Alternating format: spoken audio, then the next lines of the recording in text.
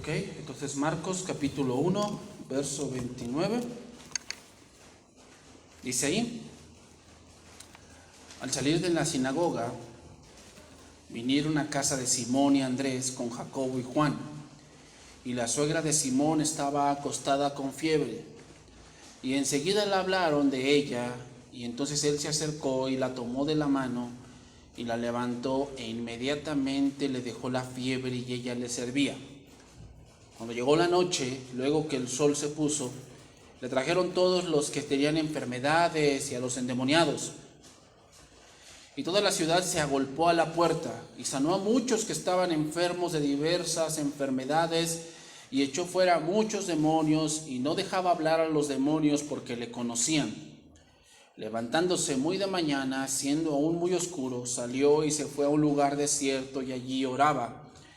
Y le buscó Simón y los que con él estaban, y hallándole le dijeron: "No, todos te buscan". Él les dijo: "Vamos a los lugares vecinos para que predique también allí, porque para esto he venido". Y predicaba en las sinagogas de ellos en toda Galilea, y echaba fuera los demonios. Bien, hermanos, el punto que todos busquen a Jesús es, muchos dirían: ay, qué bueno que todos buscan a Dios, pero el punto no es que busquen a Dios, sino el por qué. ¿Por qué buscan a Dios? Después de la demostración de la autoridad de Jesús sobre los demonios, ahora viene a Capernaum, y es innegable que todas gentes en este mundo tienen necesidades.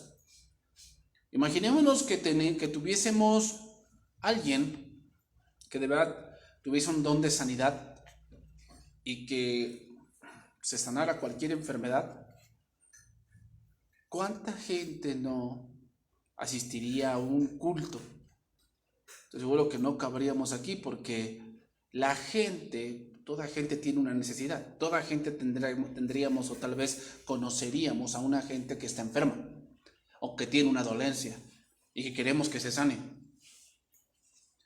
Hermanos, estamos en un mundo donde reina el sufrimiento, la enfermedad, la dolencia, la depresión, la soledad, las lágrimas. Sin duda, tener ahí a Jesús era algo de verdadera libertad, pero es triste, hermanos, que la gente lo busque por solo cosas terrenales, por solo cosas momentáneas, que debemos decir que tienen su lugar. Es decir, tampoco decimos que Dios siempre va a decir que no a una necesidad, porque sabemos que la misericordia de nuestro Dios es nueva cada mañana, y dice que su misericordia es más alta que los cielos. Sin embargo, Dios no es solo para esas cosas pasajeras y que terminan en la muerte. Entonces abrimos el telón a otras obras que hizo el Señor para demostrar que Él es el Rey de este universo. Entonces vamos a entrar a Marcos 1:29. Entonces vamos a entender esa parte. Jesús rechazó mucho cuando las multitudes le buscaban. Lo rechazó mucho. El hecho de que haya mucha gente en un lugar, hermanos, no dice nada. No dice nada, es un simple número, pero obviamente en un número aumentan los problemas, aumentan las necesidades. Sin embargo, el hecho de que haya un buen número de gente o de personas en un cierto lugar no dice nada. No dice nada. Como te digo, no es cuántas, sino por qué. No es cuántas, sino por qué buscan o por qué están allí. 1:29 de Marcos dice: al salir de la sinagoga, vinieron a casa de Simón y Andrés con Jacobo y Juan. Jesús y los discípulos que él había llamado salieron de la sinagoga, que es donde fue el episodio anterior, donde sacó un demonio, y se ve que aquí que Pedro los invitó a comer. Y esto, hermanos, sucedió después de lo sucedido en la sinagoga, y los 4 discípulos que Jesús había llamado presenciaron lo que había sucedido en esa sinagoga, lo cual era algo extremadamente sorprendente. ¿Qué era lo que venía después de eso? Pues preguntarle cómo hizo eso. Versículo 30 dice: y la suegra de Simón estaba acostada con fiebre, y enseguida le hablaron de ella. Mira, aquí esta suegra de Simón, no sé por qué le habló de ella, va, que se muera, porque estorba. Pero debemos entender esto, hermanos. Los discípulos hablaron de esta mujer a Jesús porque debía tratarse de una mujer piadosa, una mujer que ellos conocían muy bien y que deseaban su bien. Porque hoy en día, ¿en qué punto tienen a la suegra? Es la metiche, la que le mete ideas a la hija o al hijo, ¿verdad? Es la que divide hogares, y hay algunas que sí, ¿eh? Hay algunas que sí. Pero vamos a decirlo así, no porque una o dos lo sean, todas lo son. Se ve que esta suegra de Pedro no era así. Dice aquí que la suegra de Pedro estaba postrada en cama con fiebre. Entonces veamos, aquí vienen más interrogantes que ellos tal vez querían resolver. Una era, ¿estaba dispuesto a ayudarlos también a ellos o los milagros eran algo solamente para su reconocimiento? Allá en México paso por una estación de metro y en esa estación hay un cartel o hay una lona que dice: ven y Cristo te va a sanar. Con el reverendo fulano de tal. Y ponen ahí fotos de grandes multitudes donde este hombre pone las manos y la gente camina, la gente es sana de enfermedades y toda la cosa. La pregunta es, ¿Jesucristo hubiera aceptado esa campaña a su persona? Si a muchos les decía que no dijeran nada. Entonces lo que me hace pensar, o a la conclusión que llegamos, es que utilizan los milagros para hacer prensa y hacer movimiento de gente, pero no es la voluntad de Dios que hagamos eso. Si en algún momento la iglesia tuviese un hombre que tuviese ese don de sanidad, que ¿cómo funciona ese don de sanidad? Ese don funciona con el movimiento del Espíritu Santo, pero, hermanos, funciona que cuando Él ora por una gente, la gente sana inmediatamente. De una manera extraordinaria, así funciona ese don. La pregunta es, ¿qué haríamos si alguien tuviese ese don en la iglesia? ¿Le vas a hacer propaganda y vamos a sacar en nuestra página de Facebook: ven a fulano día porque tenemos a uno que tiene don de milagros o don de sanidad? ¿Sabes por qué? Porque una cosa del don de sanidad es que alguien, el que lo tiene, no lo maneja a voluntad. Sana a quien Él quiere. Sin embargo, con Él se manifiesta de una manera sorprendente.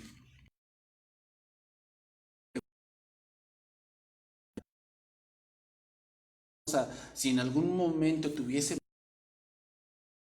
o con otro hermano que Dios tal vez traiga,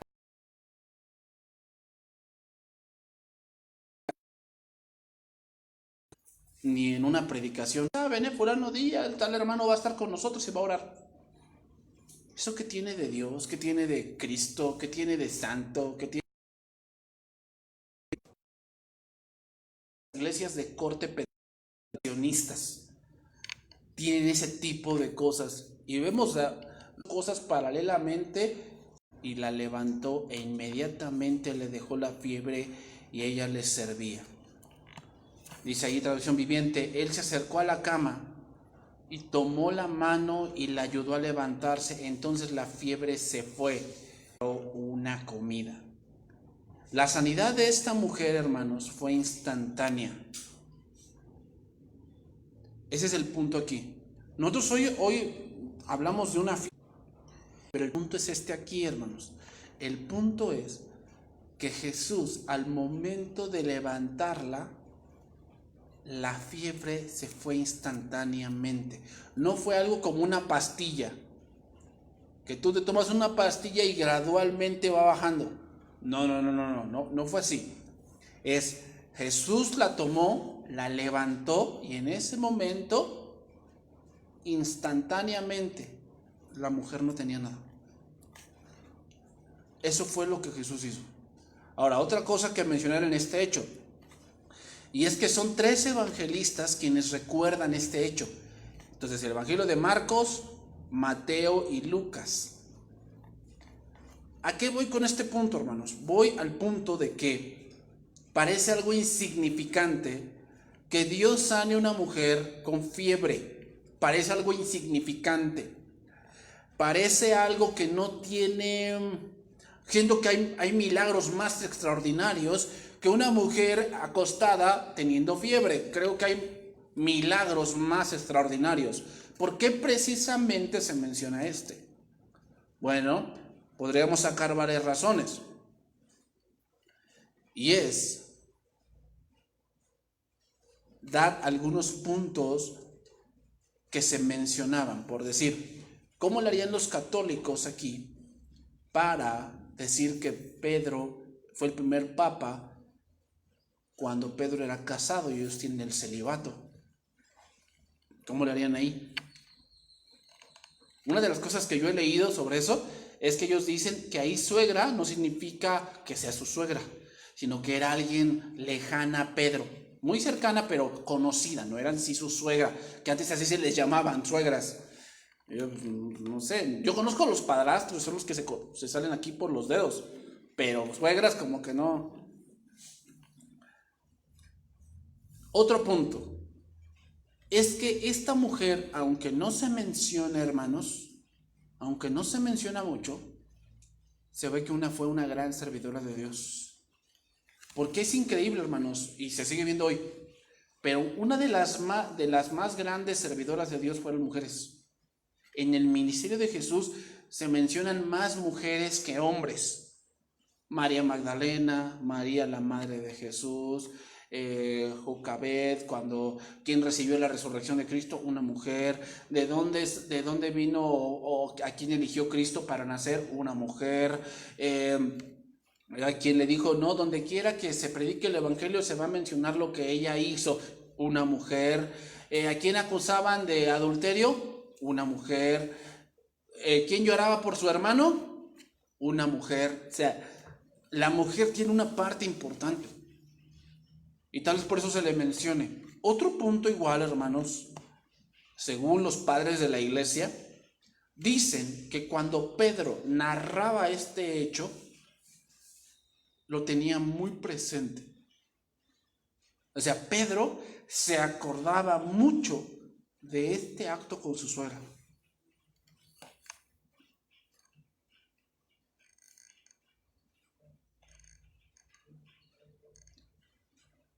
Ahora viene aquí otro punto. ¿Cómo reaccionó la mujer ante la sanación? La respuesta es servicio. Servicio. La actitud de la suegra de Pedro es, por un lado, evidencia inequívoca de su recuperación, pero antes estaba postrada en cama y con fiebre, y por otro lado ahora muestra una respuesta a la acción de Jesús. Ahora, otro punto que parece que no es notable aquí, pero debemos mencionarlo, y es que hay algo interesante aquí que mencionar. En Marcos 1:21 dice esto: y entraron en Capernaum, y los días de reposo, entrando en la sinagoga, enseñaba. Versículo 29, 1:29 de Marcos, dice: al salir de la sinagoga, vinieron a casa de Simón y Andrés. Entonces aquí voy a decir dos cosas. Número 1, era día de reposo. Era día de reposo, porque salieron de la sinagoga y de la sinagoga se fueron a la casa de Pedro. Era día de reposo. Entonces, si era día de reposo, había dos cosas que los fariseos condenaban, y una era sanar. ¿Te acuerdas de cuando Jesús sanó a una mujer encorvada? y dijo que el fariseo se enojó y dijo, 6 días hay para trabajar, no vengan el sábado. ¿Por qué vienen el sábado? Y Jesús le dijo, hipócrita.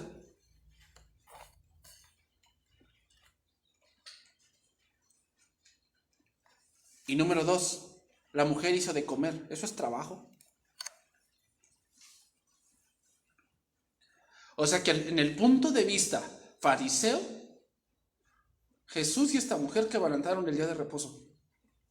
Ojo como lo digo, Jesús, según el punto de vista fariseo. Pero hermanos, aquí vamos a sacar una lección, un principio. Estas son 2 cosas que deben traer todos los días o todos los días que nos congregamos. Pero lamentablemente no hay mucho de eso. Hay 2 palabras griegas que quiero mencionar aquí. Una es la palabra que todos conocemos, la palabra logos. ¿Sabes qué es logos, no? Tratado, compendio de libros, compendio de palabras. Logos es conocimiento, de ahí viene biología, ¿no? Bios de vida, logos, tratado, estudio de la vida, ¿no? De ahí viene sociología, antropología, de ahí vienen todas esas palabras de logos. Pero hay otra palabra griega que es la palabra rema. ¿Qué es un rema? Una palabra rema. Es una palabra que es exclusiva para ti. Que en un punto dado de todo un logos es lo que ahorita yo hago. Un logos es que yo expongo un tema. Yo expongo un tema de una parte de la escritura y doy un logos, doy una cátedra. Ese es un logos. Estoy dando una cátedra y me extiendo 1 hora, 50 minutos.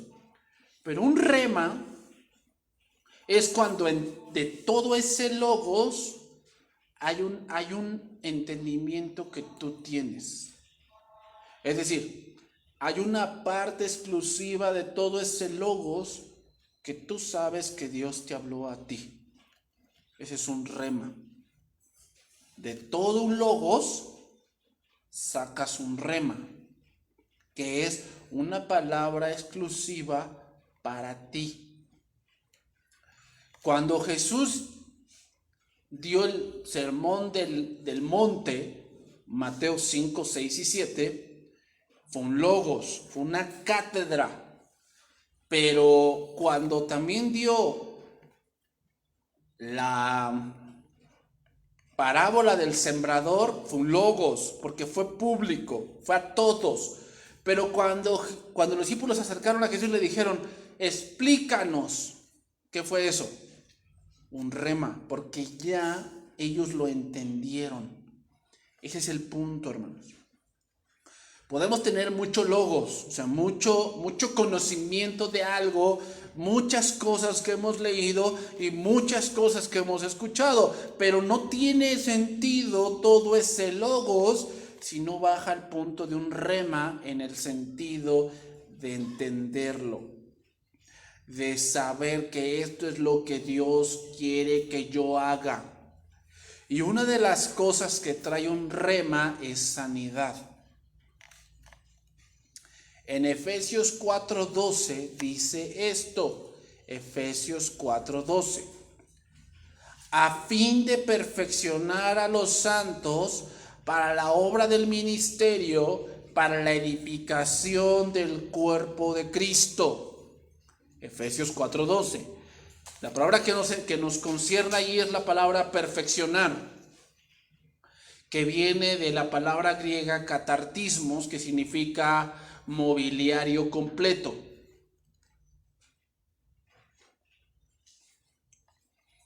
Pero esa palabra griega tiene otra que es más interesante y es catartizo, que significa completar, reparar, hacer apto, ajustarte, restaurarte, prepararte, remendarte. ¿Qué hizo Jesús el día de reposo? Primeramente, sanó a alguien. Vamos a ponerlo así. No estamos diciendo que ahora el día de reposo es el domingo, pero a partir de que Jesús resucitó, en el punto del Nuevo Testamento, ya no se menciona tanto el día de reposo, sino es cuando se refiere a los judíos. Se menciona ya más el día de reposo en ese punto. Pero ya con los cristianos dice que se reunían en el día del Señor. ¿Y cuál es el día del Señor? El domingo. Porque muchos dicen, ¿qué día debemos reunirnos los creyentes? Sábado, domingo. Yo puedo decirte, en este caso, con los judíos no había un sábado o domingo, eso entró con los romanos. Entró con los romanos el punto de llamar los días, ¿no? Lunes, día de la luna; martes, día de Marte. Y así se iba. Domingo, en el punto castellano, es día del Señor. Domingo, eso es lo que significa domingo. Bueno, entonces, ¿qué día nos congregamos los creyentes? ¿Sábado o domingo? No te puedo decir cuándo. Cuando a lo mejor Dios ponga ciertas reuniones en la iglesia. Pero a partir de la resurrección de Cristo, los cristianos se congregaban en el pórtico de Salomón el día del Señor. Y este es el día domingo.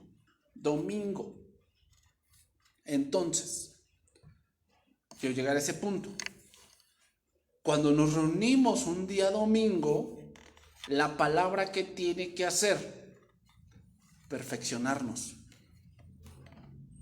Y eso se logra, ¿sí?, a través de un logos, que es una cátedra, pero a la vez viene un rema.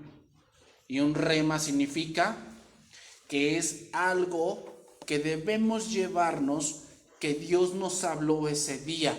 Y eso trae que completar, reparar, hacer apto, construir, perfeccionar, remendar, restaurar.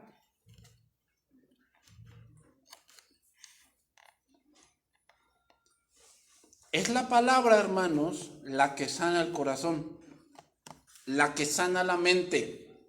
Es la palabra la que nos hace aptos para el ministerio. Es la que nos hace competentes para la obra de Dios. Es la que corta todo pensamiento. Tal vez en la semana traemos un pensamiento que hemos acuñado, que hemos dado vueltas toda la semana, y cuando llegamos a la iglesia viene la palabra rema, que es exclusiva, y la palabra corta ese pensamiento diciéndote: estás mal. Lo que estás pensando hacer no lo hagas. Es una palabra rema. Que tú sabes que Dios te está diciendo algo con respecto a lo que estás pensando, aunque es un logos lo que se está exponiendo, que es una cátedra. Pero es la palabra la que trae sanidad, trae fortaleza, derrumba las fortalezas que se levantan en nuestra mente contra la obediencia a Cristo. Tal vez traemos pensamientos que escuchamos en la televisión, escuchamos en la radio, escuchamos tal vez en donde fuimos, al mercado, al gimnasio, a la escuela. Escuchamos ciertos pensamientos y los traemos acá. Cuando viene la palabra rema, ¿qué hace con tu pensamiento? Si no es de Dios, lo derrumba. Esto lo dice 2 Corintios 10. Pero ¿sabes qué? Lamentablemente hoy en la iglesia muchos salen emocionados, pero no salen edificados.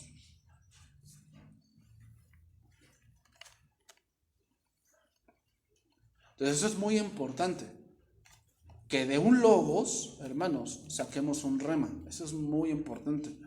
Cada vez que vamos a un seminario de mujeres, a un seminario de varones, a un seminario de jóvenes, nos dan una cátedra de 3 horas, 4 horas. Y lo importante no es que te aprendas las 2 horas. Lo importante es el rema que vino a tu vida. Y si no hay eso, no hay sanidad. No hay perfeccionamiento, no hay reparación, no hay completo de algo. Y eso es lo que hoy en día está pasando en la iglesia. Hay iglesias que tienen muchos logos. Sí, está bien tener muchos logos, mucha gente que de verdad se ha preparado, pero lamentablemente la gente no recibe el rema. ¿Qué quiere decir? Que no está escuchando la voz de Dios. No la está escuchando. ¿Por qué? Porque su vida no es sanada. Porque no hay un cambio progresivo en su vida cristiana, porque no entienden el rema de Dios. El cómo Dios les habla de una manera personal.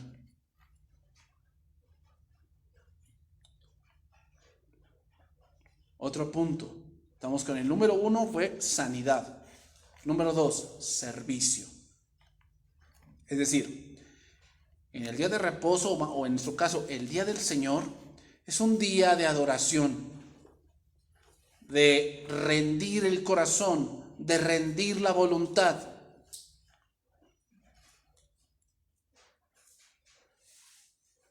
Muchos hoy no ven el domingo como el día del Señor, lo ven como un día de algo rutinario, de algo que tengo que hacer, porque así es mi vida.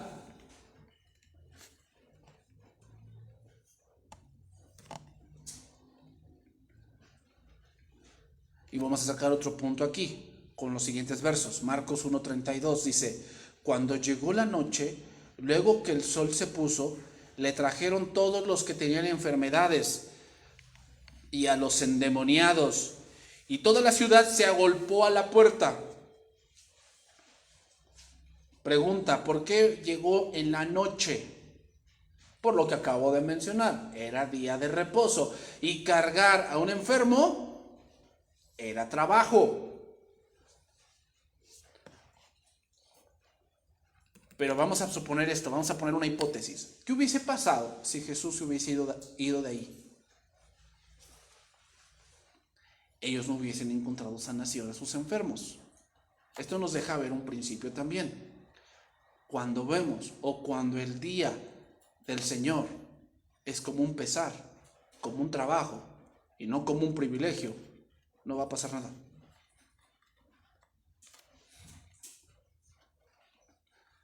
O sea, ahí encontramos una razón por la cual muchos no entienden un rema. ¿Por qué? Porque el día domingo no es un privilegio para ellos, es un pesar y es algo de lo que quieren librarse. Y entonces no es un rema. Tú los ves, salen como entraron. No entendieron nada. Dios no les habló en nada. O sea, estuvieron en un logos, en una cátedra, pero un rema nunca vino a su vida. ¿Por qué? Porque ven el domingo como algo que es rutinario.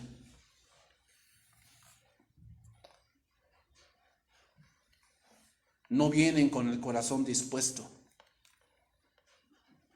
Entonces, cuando vemos el día del Señor como un pesar y no como un privilegio, hermanos, Dios no nos va a hablar nada. Y podremos estar en un logos, pero no te recibiremos un rema de Dios.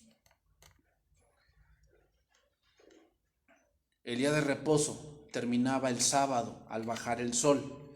Y veamos, era tal la cantidad de enfermos que la casa estaba llena, hermanos. Es decir, había tal cantidad de gente que se agolpaba en la puerta. No se podía pasar. Pregunta, ¿de dónde salió tanta gente? Lo que mencioné, hermanos, ¿qué persona no tiene necesidad? ¿Qué persona no tiene necesidad? Versículo 34. Y sanó a muchos que estaban enfermos de diversas enfermedades, y echó fuera muchos demonios, y no dejaba hablar a los demonios porque le conocían. Este verso, hermanos, nos marca la autoridad de Jesús. No había nada difícil para él, no había nada difícil. Sanó a muchos. Pero aquí entra una pregunta importante. ¿Por qué más adelante vamos a ver, por decir, el pasaje que sigue es un leproso? Y más adelante vemos otros versículos donde Jesús es muy puntual y les dice que si tienen fe. ¿Por qué aquí No pregunta eso y sana a muchos.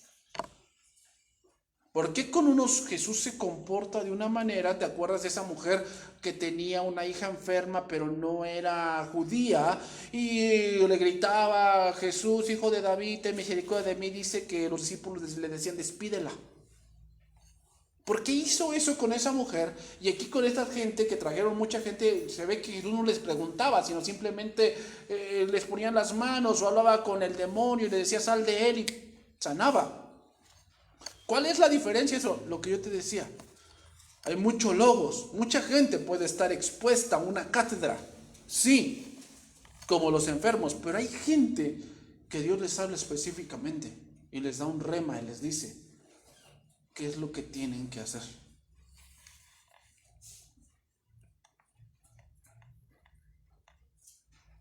Otra cosa que vemos aquí, hermanos, es el discernimiento del maestro. Sabía cuándo era una enfermedad y cuándo era un demonio que causaba una enfermedad. Es muy importante también. La pregunta que ahora viene también es: ¿cuántos de esos que Jesús sanó gritaron después: crucifícale? Yo creo que muchos. ¿Sabes por qué, hermanos? Porque aquel que se basa solamente en obtener de Dios cosas materiales, tarde o temprano le dará la espalda.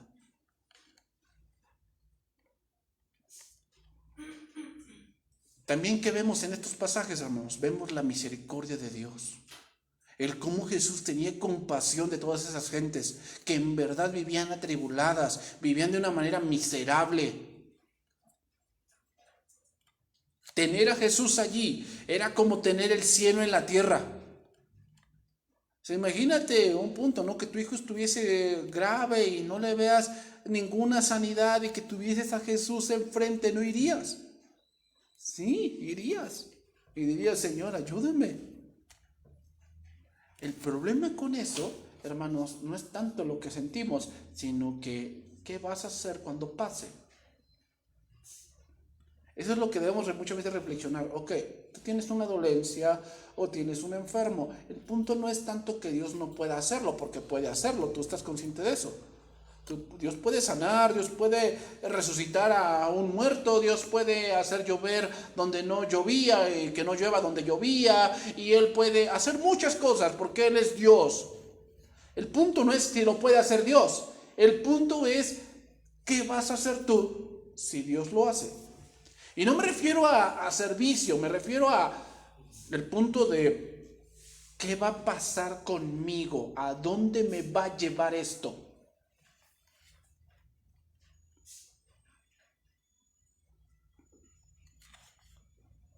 Eso es lo que muchos no se ponen a pensar. Hoy algunos sí reciben de Dios y no están aquí, ¿no? Gente que pidieron hijos y Dios les concedió. ¿Después qué? Gente que pidieron a Dios un trabajo y después que Dios se los dio. Entonces, al punto no es si Dios lo puede hacer. Claro que lo puede hacer, no hay nada difícil para Dios. Eso es lógico que sí. El punto es, si Dios lo hiciera, ¿a dónde te va a llevar eso? Porque es fácil decir: no, pues yo voy a seguir a Dios porque me da esto. Eso es muy vago. No nos podemos basar en servir a Dios por lo que nos da. Debemos servir a Dios porque Él es Dios. Versículo 35, Marcos 1:35. Levantándose muy de mañana, siendo aún muy oscuro, salió y se fue a un lugar desierto y allí oraba. Jesús no solo era divino, era hombre. Así que después de un largo día y agotador, sintió la necesidad de orar. Ahora recordemos lo que Marcos relata. Tal vez es lo que Pedro le contaba de su maestro. El Evangelio de Marcos más bien debería llamarse el Evangelio según San Pedro. ¿Por qué? Porque como Marcos estuvo mucho con Pedro, lo que relata Marcos casi es lo que Pedro le contó. Porque Marcos no estaba allí, estaban en la casa ¿de dónde? Pues de Pedro. Se ve que Pedro se levantó en la madrugada tal vez y vio que el maestro pues no estaba en su casa. Entonces dijo: ¿a dónde se fue el maestro? Ya se nos escapó, ¿verdad? Marcos hace notar en su evangelio al maestro orando al principio, a la mitad y al final de su ministerio. Ahora, ¿por qué en ese momento, hermanos? ¿Por qué en la madrugada? ¿Hay más poder a esa hora? Es como dicen así los brujos, es que a las 2 de la mañana es cuando más las tinieblas están. Entonces a esa hora debes hacer el conjuro para que funcione. Nos entramos en el punto también de la oración. En la mañana tiene más poder, en la tarde pues tiene menos y en la noche pues ya ni te cuento. ¿Es así como se manejan las cosas? ¿No? ¿Por qué a esa hora Jesús oraba? Porque en todo el día jamás tendría un tiempo a solas. Porque toda la gente lo atiborraba desde la mañana. Estaba ahí atiborrándolo, diciendo, sana a mi hijo. O sea, por eso te digo, ¿tú cuántas personas crees en Apizaco que no tengan necesidad? En un día no acabaríamos con ellas, hermanos. Si ve los hospitales, no se dan abasto. No se dan abasto. Y eso que tienen, ¿qué? 200 camas y no se dan abasto. Ahora imagínate a Jesús sanando a todos.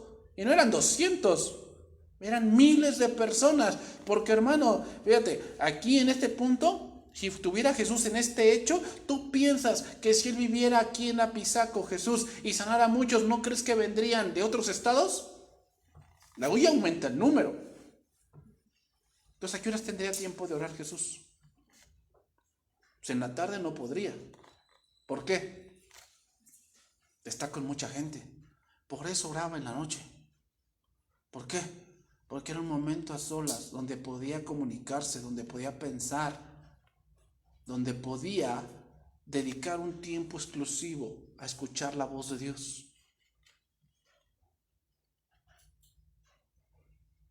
Jesús oraba en otros tiempos.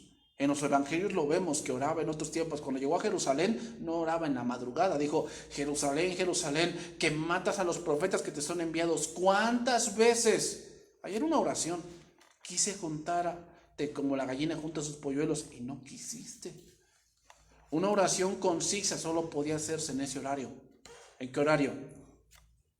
En la madrugada. Marcos 1:36. Sigue diciendo, y le buscó Simón y los que con él estaban, y hallándole le dijeron, todos te buscan. ¿Para qué? ¿Para qué lo buscaban?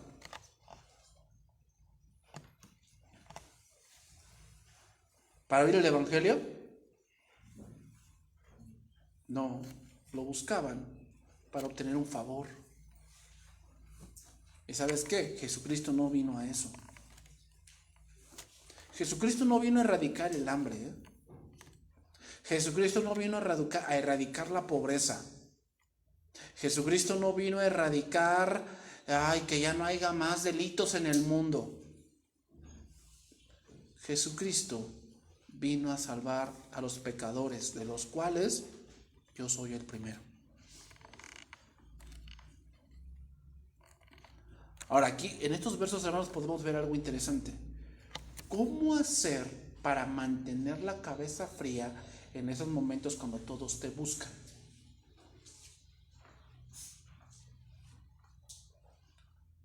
La respuesta es la oración, hermanos.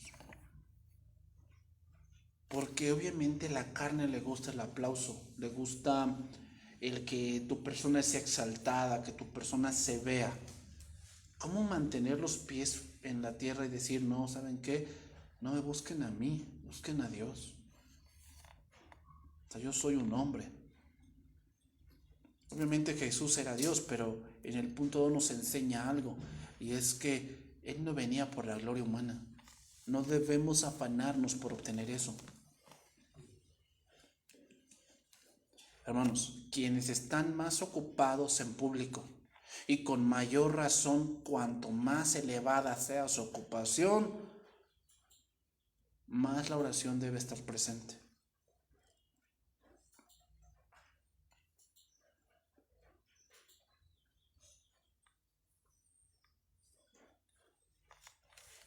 Pedro veía que su maestro se hacía popular y que Jesús abandonaba todo ese tipo de cosas. No era lógico. Te estás haciendo popular. ¿Por qué te escondes, Jesús? Hermanos, las multitudes se sorprendían mucho por los milagros, pero eran pocos los que permanecían para creer el Evangelio.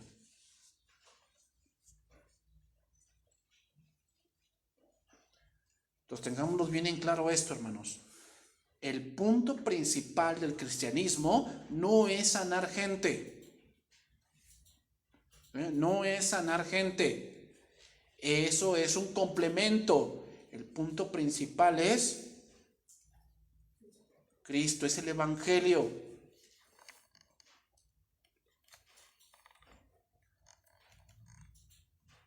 Entonces se viene un trabajo la próxima semana. Pero ¿cuál es el punto principal? Que vean que nosotros compramos de todo y compramos del mejor material y los mejores lapiceros y los mejores colores, la mejor diamantina, la mejor comida. No, ese es un complemento. Lo principal es hablar de Cristo. No estoy diciendo que eso está mal, entonces, no. Pero hay mucha gente que exalta mucho las cosas materiales y no exaltan a Cristo. Debemos esforzarnos por presentar a Cristo, porque ese es el rema que es la gente debe entender en todos nuestros logos. Versículo 38, fíjate lo que respondió Jesús. Él les dijo: vamos a los lugares vecinos para que predique también allí, porque para esto he venido. Lo voy a leer en la versión moderna, se llama versión moderna, ese verso. Y habiéndole hallado, le dicen: todos te buscan. Pero él les dijo, vamos a otra parte, entre los pueblos vecinos, para que predique también allí, porque para esto mismo salí. ¿Qué quiere decir entonces, hermanos? Que Jesús ya no volvió a la casa de Pedro, se fueron a otro lugar. O sea, la gente le estaba buscando allí y Jesús no regresó. Ay, qué malo Jesús, ¿verdad? Había tanta gente ahí moribunda y enferma y lo estaban esperando y Jesús no volvió. Es que ese no es el punto principal para lo que Jesús vino. Y date cuenta, si un humanista leyera esto, diría: ay, ese es el Dios que ustedes creen, el Dios que no tiene misericordia, el Dios que ve, o sea, gente la estaba esperando, gente enferma, o sea, ¿qué tal si ven niños allí? Eso es lo que cree un humanista, uno del mundo, pero no se da cuenta de qué sirve que camine si se va a ir al infierno. No importa lo temporal, importa lo eterno.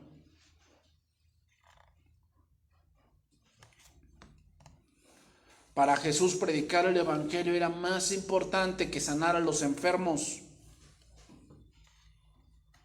Así son los terrenales, hermanos, se enfocan en cosas que solo perduran por un corto tiempo. Sin embargo, lo que vino a ofrecer el Hijo de Dios no es algo momentáneo, sino algo que es eterno, el Evangelio.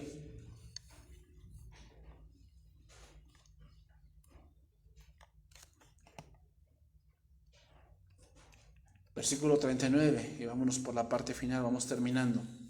Y predicaba en las sinagogas de ellos en toda Galilea y echaba fuera los demonios. Es interesante, hermanos, pero ya van varias veces la palabra demonios. Sacaba demonios, traían endemoniados. Eso quiere decir que debemos poner especial atención del por qué Marcos lo menciona.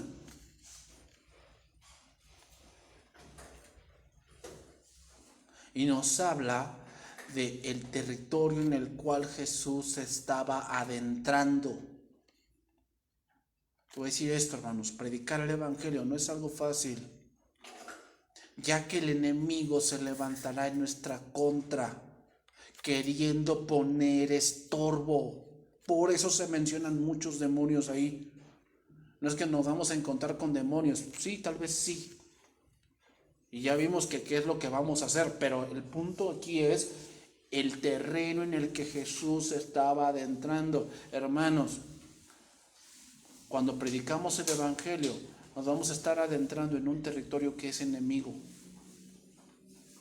¿Has visto películas de guerra? ¿Qué pasa cuando los soldados llegan al campo enemigo, al país enemigo?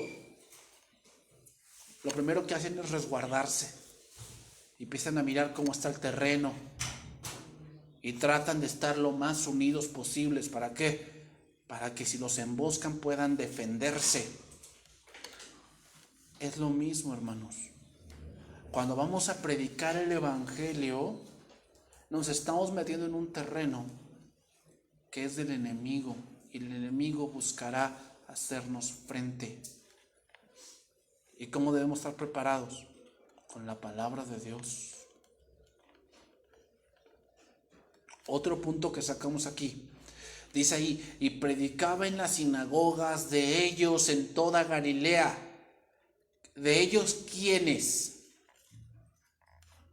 De los discípulos, porque ellos eran galileos. Es decir, primero fue a los conocidos de sus llamados, a las sinagogas donde se congregaban sus padres, sus tíos, sus primos, sus hermanos.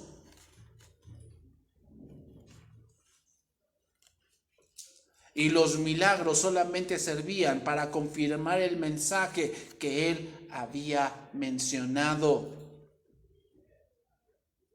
Pero nuevamente lo menciono, hermanos, predicar el evangelio no es algo fácil. No es algo fácil. Porque no a todos les va a gustar y muchos se van a levantar en tu contra porque estás pisando un terreno enemigo.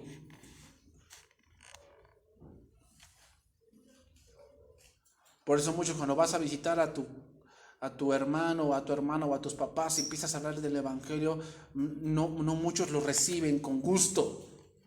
No dicen, ay, no, sí, qué bueno. Ay, estaba orando porque alguien me viniera a hablar de Dios. No es cierto. La gente se enoja y dice, ay, si me vas a hablar de tu Dios, mejor vete. O sabes, ay, ya vas a empezar. O ay, cuando vengas a verme no hables de eso.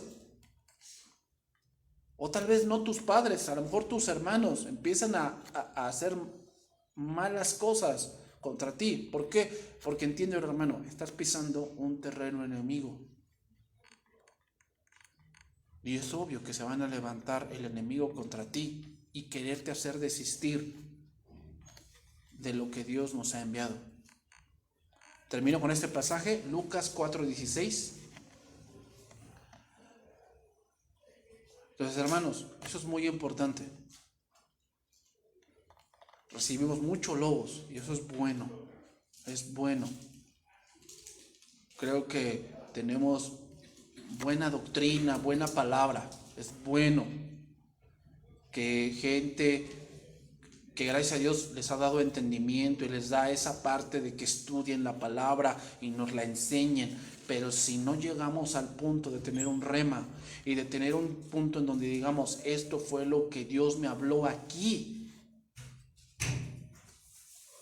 no vamos a sanar, hermanos. No vamos a ser completados para ser el varón y la mujer que Dios quiere que seamos si no sacamos un rema de un logos. Eso es un punto importante, hermanos. No es atiborrarnos de conocimiento, eso está bien, pero si ese conocimiento no baja al corazón y lo creemos de verdad, no tiene caso.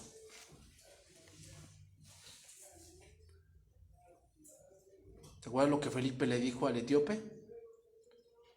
Él venía leyendo Isaías, ¿verdad? ¿Y qué le dijo? ¿Pero entiendes lo que lees? Tenía logos, el logos era la palabra, eso era un logos, tratado, escrito, libros, pero no había un rema. ¿Por qué? Porque no entendía lo que Dios trataba de enseñarle a ese etíope. Es lo mismo, hermanos, podemos tener muchos logos y está bien, pero lo importante también es el rema, donde Dios nos enseña a nosotros personalmente y nos hace entender su voluntad. Lucas 4:16 dice, vino a Nazaret donde se había criado y en el día de reposo entró en la sinagoga conforme a su costumbre y se levantó a leer. y se le dio el libro del profeta Isaías, y habiendo abierto el libro, halló el lugar donde estaba escrito, ahí viene Logos: el Espíritu del Señor está sobre mí, por cuanto me ha ungido para dar buenas nuevas a los pobres, y me ha enviado a sanar a los quebrantados de corazón, a pregonar libertad a los cautivos y vista a los ciegos, y a poner en libertad a los oprimidos, y a predicar el año agradable del Señor. Ahí está el Logos, esa es cátedra. Y enrollando el libro, lo dio al ministro y se sentó, y los ojos de todos en las sinagogas estaban fijos en él. Y comenzó a decirles que hoy se ha cumplido esta escritura delante de vosotros. Ese es el rema, pero no todos lo entendieron. Dice, y todos daban buen testimonio de él. Y dice, estaban maravillados de las palabras de gracia que salían de su boca y decían, ¿no es este el hijo de José? ¿Entendieron el rema? No. Habían recibido el Logos. Había una cátedra ahí dándose. Jesús dio una cátedra ahí. Y les dijo, sin duda me diréis este refrán, médico, cúrate a ti mismo. De tantas cosas que hemos oído que han hecho en Capernaum, haz también aquí en tu tierra. Y añadió, de cierto os digo que ningún profeta se acepta en su propia tierra. Y en verdad os digo que muchas viudas había en Israel en los días de Elías, cuando el cielo fue cerrado por 3 años y 6 meses, y hubo una gran hambre en toda la tierra, pero ninguna de ellas fue enviado Elías, sino a una mujer viuda en Sarepta de Sidón. ¿Por qué menciona eso? Porque todos recibían el Logos de la hambruna, pero solamente una creyó cuando le dijo Elías, dame eso a mí. Y muchos leprosos había en Israel en tiempo del profeta Eliseo, pero ninguno de ellos fue limpiado, sino Naamán el sirio. Otra vez, Logos, había muchos, pero ninguno de ellos fue limpiado, sino Naamán. O sea, había uno que sí entendió el rema y lo creyó. A eso se refería Jesús. O sea, ustedes no creen. Yo ya les di un Logos, pero el rema ustedes no lo aceptan porque no creen. Y al oír estas cosas, terreno enemigo, ¿qué dice? Se llenaron de ira. Terreno enemigo. Y levantándose, dice, le echaron fuera de la ciudad. Significa que lo agarraron y lo empezaron a empujar. Y le llevaron hasta la cumbre del monte sobre la cual estaba edificada la ciudad de ellos para despeñarle. Mas él pasó por el medio de ellos y se fue. Pues hermanos, roguémosle a Dios esa parte. Tenemos mucho Logos y está bien. Podemos ver que tenemos muchas enseñanzas en las diferentes plataformas que tenemos. Eso es Logos, muchos Logos, pero el rema es otra cosa. Y eso es donde debemos entrar nuestra voz o nuestro oído espiritual con Dios, que nos hable qué nos quiere decir en ese momento. Roguémosle a Dios que Él nos enseñe esa parte, hermanos, para que seamos perfeccionados. Que Dios bendiga su palabra, hermanos. Amén.